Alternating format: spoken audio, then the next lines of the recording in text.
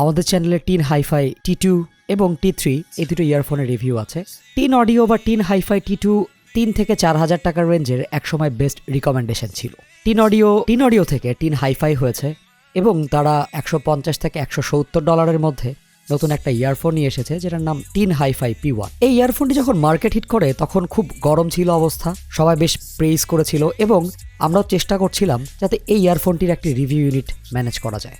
মজার ব্যাপার হচ্ছে আমাদের টুইটারে টুইট করা দেখে তারা আমাদেরকে নক দেয় এবং আমাদেরকে বলে এই টিন হাইফাই P1 এই ইয়ারফোনটির রিভিউ করতে। তো চলে এলাম রিভিউ নিয়ে। অনেকে বলবেন ভাই $170 একটা ইয়ারফোন কেন রিভিউ করছেন এত দামি? Music is for fun. আর যারা এই ফানের সাথে ইনক্লুড হয়েছেন তারা জানেন আসলে মিউজিকে এই বাজেট তেমন কোনো ব্যাপার না। চলুন রিভিউটি শুরু করা যাক। Welcome to main stream.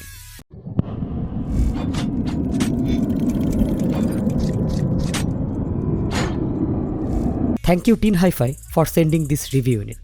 Tin HiFi P1 এর বক্সটি কালো কালারের একটা ফ্ল্যাপের ভেতরে একটা কার্ডবোর্ড বক্সটি যদি আমি খুলে ফেলি ভেতরে বেশ ভেলভেটের মতো একটা ফিল আসে, অনেকটা গহনার বক্সের মতো মনে হয়। Okay fine. এর ভেতরে ইয়ারফোন দুটি, একটা সুন্দর লেদার লাইক ক্যারিং পাউচ এবং নিচে প্রায় 7 জোড়া এক্সট্রা ইয়ার টিপস আছে। খুবই ভালো ব্যাপার। প্রথম কথা হচ্ছে ইয়ারফোনের হাউজিং পুরোটাই মেটাল বিল্ড। নজলের ডায়ামিটার একটু বড়, বাট এর টিপসগুলো খুব সহজে ফিট করে। তবে আমার কাছে সবচেয়ে ভালো লেগেছে এর ফোম টিপসের ফিটিং এবং ফোম টিপসের সাউন্ড। 2 সাইজের ফোম টিপস এসেছে এবং তার সাথে আরো 6 জোড়া ইয়ার টিপস এসেছে 2 রকম ক্যাটাগরি। একটা একটু বেজ এনহ্যান্স করবে যেগুলোর ছিদ্র একটু চিকন, আর একটা ডিটেল এনহ্যান্স করবে যেটার ছিদ্র একটু বড়। ইয়ারফোনটির ফিজিক্যাল ট্যুরে চলে যাই। ইয়ারফোনটি পুরোটাই মেটাল বিল্ডের, ট্রায়াঙ্গেল শেপ। এই ইয়ারফোনটি আমার কানে খুব কমফোর্টেবলি ফিট করেছে, বাট এটার ফিট একটু ঝামেলা হতেই পারে, একটু ঘুরিয়ে টুরিয়ে পড়তে হতে পারে, আর এটা কানের উপর দিয়ে ওভার দ্য ইয়ার হিসেবে পড়তে হয়। বেশ কমফোর্টেবল ছিল। লং টাইম গান শোনার জন্য এই ইয়ারফোনটি কোনো রকম ঝামেলা তৈরি করবে না। আপনি চাইলে এই ইয়ারফোনটি পরে ঘুমিয়েও যেতে পারেন, কিন্তু সবার কানে এই ইয়ারফোনটি ঠিকমতো ফিট করবে কিনা এটা নিয়ে আমার যথেষ্ট ডাউট আছে। তবে টিপস চেঞ্জ করে ফোম টিপস এবং সিলিকন টিপসে সুইচ করে চেক করলে অবশ্যই আপনি আপনার কানে একটা ভালো সিল পাবেন। এর কেবলটা ডিটাচেবল, দুই পাশে MMCX কানেক্টর দিয়ে এর কেবলটা ডিটাচ করা হয়েছে। MMCX কানেক্টরের উপরে জ্যাকেটটি মেটাল এবং মোটামুটি ক্রোম ফিনিশ ইয়ারফোনের সাথে ম্যাচ করে। খুব পাতলা মেমোরি ওয়্যার আছে, যে ওয়্যারটা আপনার কানের উপর দিয়ে ঘুরে আসবে, কিন্তু ওয়াই স্প্লিটারের নিচের দিকের পুরো পোর্শনটি হাফ ব্রেডেড বলবো ওটাকে।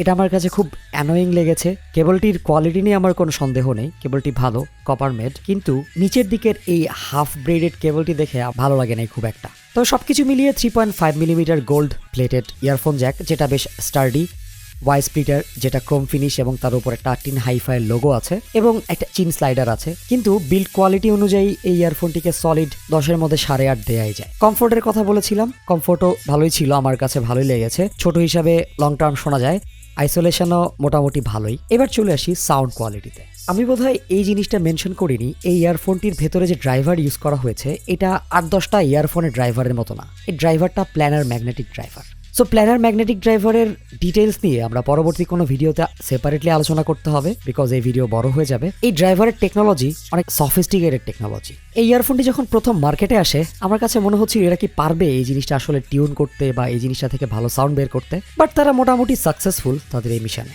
মোটামুটি কেন বলছি, যেহেতু আমরা প্রথমে বেজ নিয়ে আলোচনা করি, বেজে চলে আসি। এর বেজ লাইট, যদিও বেজ অনেক ফাস্ট এবং বেজের পাঞ্চগুলো অনেক ফাস্ট কাজ করে, যেটা আমার কাছে ভালো লেগেছে। বেজের লেয়ারিং ভালো ছিল, বেজের ডিটেলস ভালো ছিল, বাট সাব বেজ অনেকটাই রোল্ড অফ। মিড বেজে একটু থাম্প আছে। সবকিছু মিলিয়ে যদি ভালো অ্যাম্পিং না থাকে এখান থেকে খুব প্লিজিং বেস পাওয়াটা একটু কষ্ট। অ্যাম্পে যদি বেস বুস্ট থাকে বা আপনি যদি ইকিউ করেন তাহলে এখান থেকে বেশ ভালো বেস পাওয়া যায়। মিড সেকশনে চলে আসি। এই পার্ট থেকে এই ইয়ারফোনটি তার জালুয়া দেখাতে শুরু করে। খুবই ন্যাচারাল এবং খুবই সুদিং একটা মিডস। কোনো জায়গাতে কোনো ওভার এমফেসাইজ নেই, কোনো ফ্যাটিক নেই। ফিমেল ভোকাল বলেন মেল ভোকাল বলেন খুব সুন্দর শোনাচ্ছিল এবং বেশ ফুলের একটা সাউন্ড দিচ্ছিল টিন হাইফাই P1। ভোকালের টেক্সচার, যেমন ভোকালের গলার কারুকাজ, এগুলো খুব সুন্দর করে রিপ্রেজেন্ট করতে পারছিল। প্লাস যে কোনো ভোকালের সাথে এর মিডস খুব সুন্দর করে ম্যাচ করে যাচ্ছিল।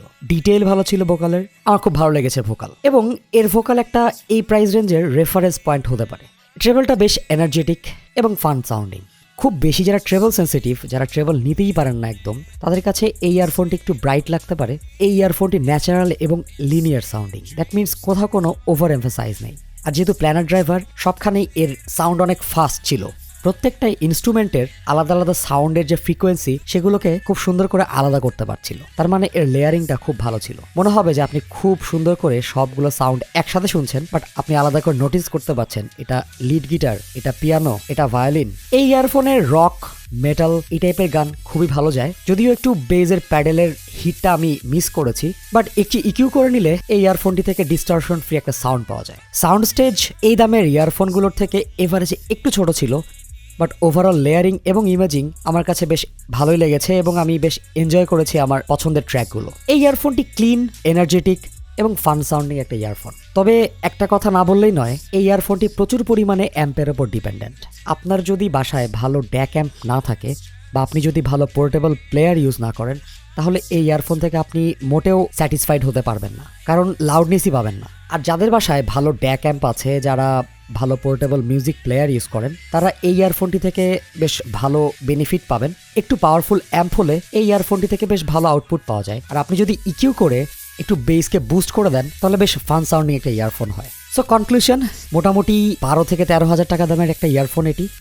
এই ইয়ারফোনটি কেনার জন্য আপনার যে পরিমাণ হর্স পাওয়ার দরকার, সেই হর্স পাওয়ার যদি না থাকে, তাহলে আমি অবশ্যই রিকমেন্ড করব অন্য কিছুতে যেতে। এই প্রাইস রেঞ্জে সিমগটের EN700 Pro আছে, যেটা আপনার মোবাইলে খুব সুন্দর চলবে। আর ঠিক 3-4 হাজার টাকা বাড়ালেই আপনি অডিজের i9 10 পাবেন। আর যদি এটাকে সাইফার কেবল সহ কিনতে পারেন, তো কথাই নেই, আপনাকে আর পেছনে ফিরে তাকাতে হবে না।